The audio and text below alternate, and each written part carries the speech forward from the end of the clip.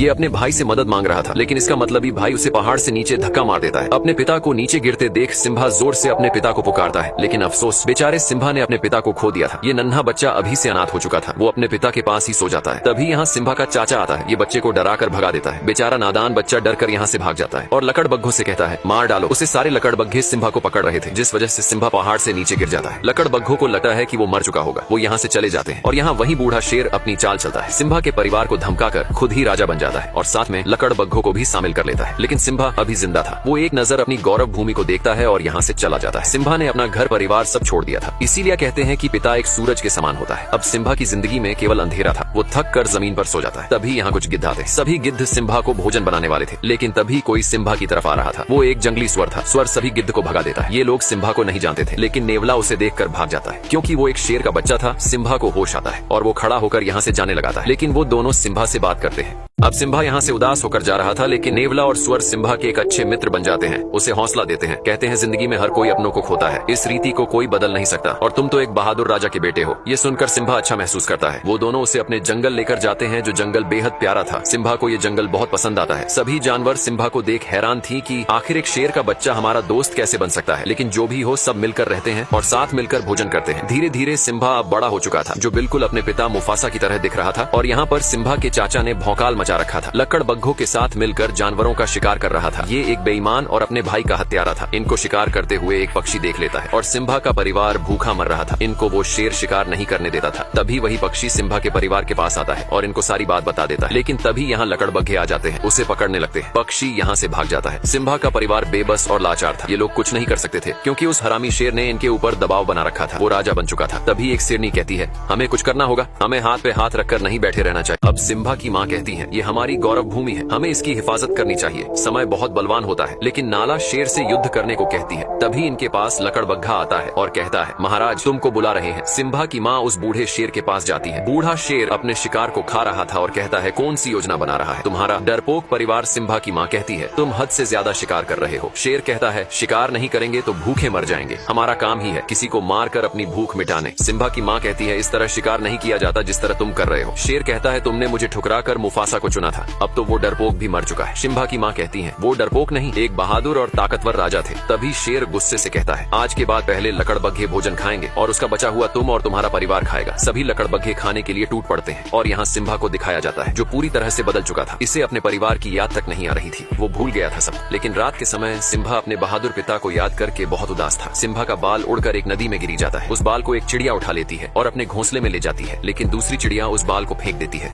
अब सिम्बा के बाल को एक चिड़िया उठा लेती है और अपने घोंसले में लेकर जाती है, लेकिन दूसरी चिड़िया जानती थी ये घास नहीं बल्कि किसी जानवर का बाल है। जिस वजह से चिड़िया सिम्बा के बाल को फेंक देती है, वो बाल बबूल के पेड़ पर गिरता है। जिराफ बबूल के पत्तों के साथ सिम्बा के बाल को भी खा लेता है। अब एक कीड़े को दिखाया जाता है, जो जिराफ के मल को ढकेल कर ले जा रहा था, लेकिन जिराफ का मल लुढ़क कर टूट जाता है और सिम्बा का बाल उड़कर दूर चला जाता है, जहाँ बहुत सारी चींटियां थी। एक चींटी बाल को उठाकर ले जाने लगती है। तभी एक बंदर चींटी के पास उस बाल को देख लेता है। बंदर ने पहचान लिया था कि ये सिम्बा का ही बाल है और सिम्बा अभी जिंदा है। ये संदेश एक खुशी का संदेश था। बंदर खुश था, क्योंकि इनका राजा फिर से गौरव भूमि पर राज करेगा। और यहाँ सिम्बा के दोस्त पर एक शेर हमला कर रहा था। इनके जंगल में एक शेर घुस चुका था। सिम्बा का दोस्त अपनी जान बचाकर भाग रहा था। वो शेर का शिकार होने ही वाला था। तभी सिम्बा उस शेर को दबोच लेता है। दोनों ही एक दूसरे से कम नहीं थे, लेकिन दूसरा शेर सिम्बा को दबोच लेता है। सिम्बा उसे नाला कह के पुकारता है। दोनों एक दूसरे को जानते थे। ये नाला सिम्बा की बचपन की दोस्त थी। नाला सिम्बा को जिंदा देखकर बहुत खुश होती है, क्योंकि नाला को सिम्बा मिल गया था और सिम्बा को उसका प्यार